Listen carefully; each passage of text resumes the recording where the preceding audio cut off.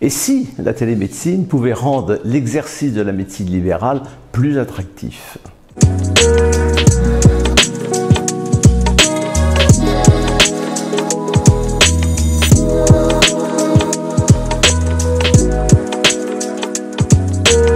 Oui, on peut se poser la question. Après le rapport de l'Institut économique Molinari, on découvre que la télémédecine peut générer des gains de productivité, en quelque sorte des bénéfices pour les assureurs. Et le rapport de l'Institut Molinari s'est appuyé sur des études médico-économiques réalisées aux États-Unis, au Canada, en Australie. On ne peut pas dire qu'on s'appuie aujourd'hui pour espérer ces gains de productivité dans le domaine de la santé sur des études françaises. Mais imaginons que ce qui se passe dans les pays anglo-saxons puisse exister dans notre pays. Eh bien, la télémédecine, en particulier la téléconsultation, permet d'éviter des coûts pour les assureurs dans 3 domaines. Le premier, c'est la venue aux urgences. Et effectivement, les urgences hospitalières, dont la fréquentation n'a cessé d'augmenter au cours des 15 dernières années, pourrait, disons, réduire sa fréquentation en développant davantage les téléconsultations.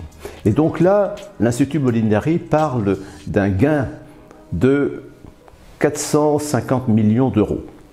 Le deuxième domaine d'économie, c'est le développement de la téléconsultation chez le médecin généraliste de ville, qui pourrait éviter ainsi certains trajets, disons, de patients vers les consultations présentielles et qui permettrait d'alterner, notamment dans le cas des maladies chroniques, la consultation présentielle et la téléconsultation.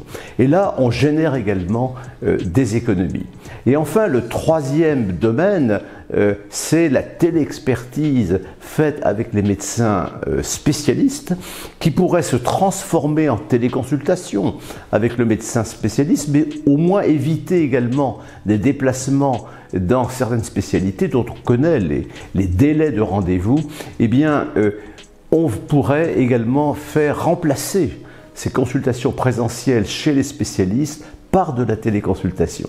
Et vous voyez, dans ces 3 domaines, si la téléconsultation se développait à hauteur de 10% de l'activité de consultation, eh bien on générerait, selon l'Institut économique Molinari, 1 milliard d'euros.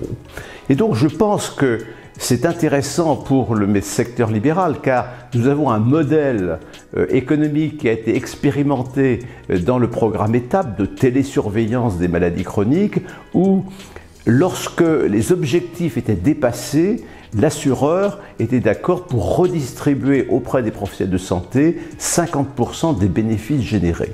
Eh bien, on pourrait tout à fait, dans le cadre de la télémédecine, appliquer ce modèle économique qui pourrait inciter les médecins de ville à développer la télémédecine.